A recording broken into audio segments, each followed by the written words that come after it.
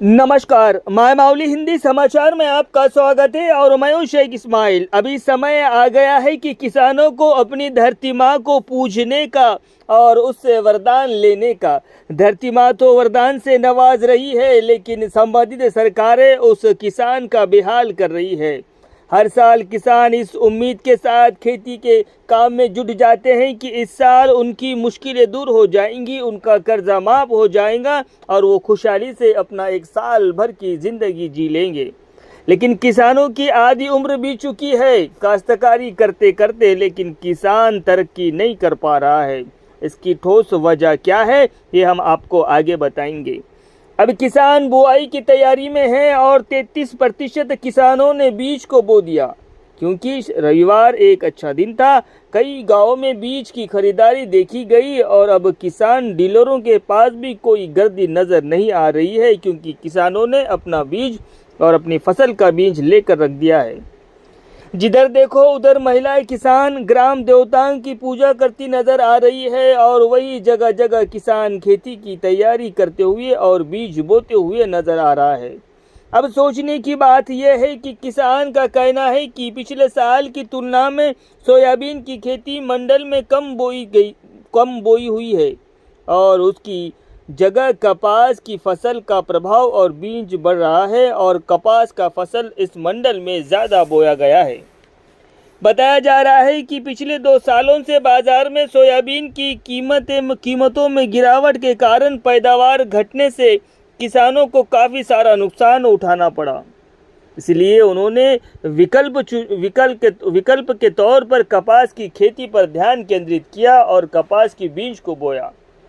अब ये किसान गोपति शंकर का कहना है कि उन्होंने पिछले साल 20 एकड़ ज़मीन में 10 एकड़ कपास के साथ साथ 10 एकड़ में सोयाबीन की खेती की थी, लेकिन वो इस साल ज़्यादा करके कपास की ही खेती कर रहे हैं, क्योंकि सोया की मांग बढ़ गई थी और बाज़ार में उगाई कम हो गई है और सोया की फसल केवल 4000 से 4100 रुपये तक ही सीमित रही है। लेकिन वही सोयाबीन की पैकेट अगर हम खरीदते हैं, अगर किसान खरीदता है तो 300 रुपये से 3100 रुपये तक है। यानी किसान अगर क्विंटल से बेचे तो 4100, अगर वो किसान ही खरीदे तो 12000 प्रति क्विंटल। अब किसानों के दाम से तिगुना दाम, ये कहाँ का न्याय है। एक तो फसलें कम हो रही है और दूसरा बेचने में काफ़ी सारी दिक्कतें आती है। अगर हम बेचें तो कम भाव लगते हैं, अगर हम खरीदना चाहे तो वो तिगुना बढ़ाकर हमें ही बेचा जाता है। अब किसानों को ये बात अपने दिल पर गंभीरता से लग रही है। फिर ये सरकारें कह रहे हैं कि केंद्र हो या राज्य सरकार हो, हम किसानों के साथ हैं और किसानों के भलाई के लिए बनाई हुई सरकारें हैं। इस पर ध्यान क्यों नहीं जाता। मार्केट यार्ड में बेचने के लिए भी लाले पड़ जाते हैं।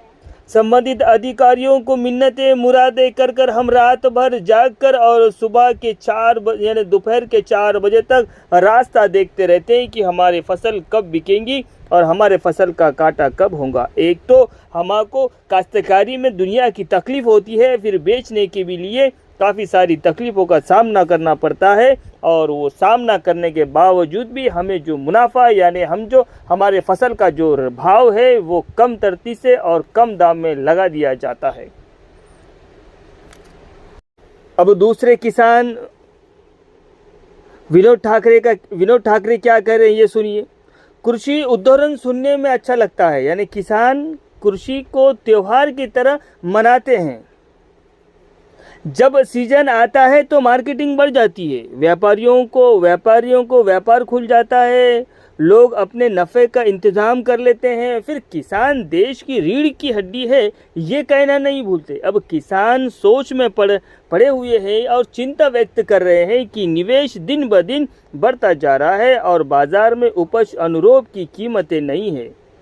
अब देखिए, मेरे दादाजी खेती करते थे, मेरे पिताजी खेती करते थे और मैं अब खेती कर रहा हूँ। अब मुझे विश्वास नहीं है कि मेरा बेटा खेती करेगा, क्योंकि सरकारों ने किसान की फसल का सही दाम दिलाने में विफल रही है। सरकारें जो भी बन रही है वो किसानों के फसल का सही दाम नहीं दिला रही है। उन्होंने कहा है कि अगर केंद्र व राज्य सरकार इस बारे में नहीं सोचेंगे तो आने वाले समय में खेती करने के लिए कोई आगे नहीं बढ़ेगा। ఈ రోజు మేము పత్తి విత్తనాలు పెడుతున్నాము. గత సంవత్సరం సోయాబీన్ పెట్టినాము. కాకపోతే సోయాబీన్ పెడితే సోయాబీన్కు సరిగా గిట్టుబాటు ధర లేకుండే, మరి దిగుబడి కూడా రాకపోతుండే. ఇదే సోయాబీన్ మేము అమ్మడానికి పోతే ఇప్పుడు మార్కెట్లో 4200 ఉన్నది. అదే క్వింటాలకు 4200 సోయాబీన్ క్వింటాలకు మేము అమ్ముడుపోతూ ఉన్నది. అదే గింజల్ని తీసుకుంటే 12,000 రూపాయలు ఉన్నది. అంటే మన సోయాబీన్నే వాళ్ళకి అమ్మి వాళ్ళ దగ్గర నుంచే తీసుకుంటే 12,000 ఏమో మనం తీసుకుంటున్నాం, మన దగ్గర నుంచినేమో వాళ్ళు 4,100 రూపాయలతోటి క్వింటల్కు తీసుకుంటున్నారు. ఇది ఎక్కడ న్యాయము? దీనిపైన ఇప్పుడు కాకపోయినా వచ్చే సంవత్సరమైనా కేంద్ర రాష్ట్ర ప్రభుత్వము దృష్టిలో పెట్టుకొని రైతుల్ని ఆదుకోవాలి. ఇప్పుడు మేము చేస్తున్న వ్యవసాయము వచ్చే సంవత్సరము మేము మా తండ్రులు చేసినాము, మేము చేస్తున్నాము, మా కొడుకులు చేస్తారని ఏమి గ్యారంటీ లేదు. ఇప్పుడు అందరూ లేదా వ్యవసాయం అంటేనే దండగ అవుతున్నది, పండగ ఏ రోజు కూడా అయితే లేదు. పెట్టుబడి పెట్టినది అట్టే పోతున్నది. మరి విత్తనాల రేట్ ఏమో పెరిగిపోతున్నాయి, ఒరిజినల్ విత్తనాలు వస్తలేవు. ఇప్పుడు ఈరోజు మనం పెట్టిన పెట్టుబడి ఖర్చు పెరిగిపోతున్నది, దిగుబడి ఏమో తగ్గుస్తున్నది. మన వస్తువుని మార్కెట్లో తీసుకుపోదామంటే సరిగా రేట్ లేక చాలా రైతులు నష్టపోతున్నారు. దీనిపై ప్రభుత్వము ఈరోజు కాకపోయినా వచ్చే సంవత్సరం కూడా కొంచెం ఆలోచించి సరైన రేటు ఇస్తే ఎట్లన్నా రైతు బతుకుతాడు. రాబోయే రోజులలో ఊడు కూడా వ్యవసాయం చేసే నాతుడు కూడా దొరకడు. దీనిపై కేంద్ర రాష్ట్ర ప్రభుత్వాలు ఇప్పటికైనా స్పందించి రైతుకు సరైన న్యాయం చేయాలి, సరైన గిట్టుబాటు ధర ఇవ్వాలని మేము రైతులము కోరుతున్నాము. లేకపోతే చాలా ప్రశ్నార్థంగా మారుతుంది ఈ వ్యవసాయం. నా పేరు గోపాశంకర్, మా చపరాల విలేజ్. నాకు 20 ఎకరాల పొలం ఉన్నది, భూమి ఉన్నది. నేను పోయిన సంవత్సరం సగం సోయాబీన్ పోసిన, సగం పత్తి పెట్టిన. 10 ఎకరాల పత్తి పెట్టిన, 10 ఎకరాల సోయాబీన్ పోసిన. కానీ ఈ సంవత్సరం పోయిన సంవత్సరం నేను సోయాబీన్ పోసుకున్న అయితే దిగుబడి రాలేదు, ఒకటైతే రేటు కూడా లేదు. 4,200 నుంచి 300, 400 కంటే ఇంకా కూడా పెరుగుతలేదు రేటు. అయితే అందుకని ప్రత్యామ్నాయంగా దాన్ని తీసేసి ఈసారి మేము మొత్తం పత్తి వేయాలంటున్నాం. ఒక 2 ఎకరాలే సోయాబీన్ వేయాలని అనుకుంటున్నాం. ఎందుకంటే పత్తికి అది కూడా రేట్ లేదు, కానీ అంతో ఇంతో కాస్త పత్తి బెటర్ అనిపిస్తున్నాయి మా దృష్టిలో అయితే. అందుకే కాటను సోయాని బంద్ చేసి కాటన్పై అందరూ, మేమే కాదు మా రైతులం అందరం దానిపై దృష్టి పెట్టినారు. కానీ ఈ సంవత్సరం అయితే అది కూడా కేంద్ర రాష్ట్ర ప్రభుత్వాలు ఆలోచించి రైతులపై కొద్దిగా దయ పెట్టి, మరి రైతుకి ఎంత ఖర్చు అవుతున్నది, ఎంత పెట్టుబడి అవుతున్నది, ఎంత లేదు. ఇప్పుడు సోయాబీన్ కొనాలంటే మేము విత్తనం కొనాలంటే దగ్గర 12,000-13,000 రూపాయలు కుంటున్నది. 25 కిలోల బ్యాగు 4,000, దాదాపు 3,800 నుంచి 4,000 అంటున్నారు. అదే మాది అమ్మాలంటే 4,200-300 ఉన్నది మా క్వింటాల్కు. అది 25 కిలోల బ్యాగ్కే అంత ఉన్నది. మరి మాది ఏమో కొనాలంటే అంత ఉంటుంది, వాళ్ళ దగ్గరికి వెళ్ళి మేము కొనాలేమో అంటే 4 రేటు పెరిగిపోతున్నది. మేము ఎట్లా బతికేది? రైతులకు ఎంత సమస్య ఉన్నది మీరు చూడండి. ఇటు వాతావరణం సాధిస్తలేదు సరిగ్గా, మరియు ఇటు రేట్లు ఉంటే పంటలు పండుతలేవు.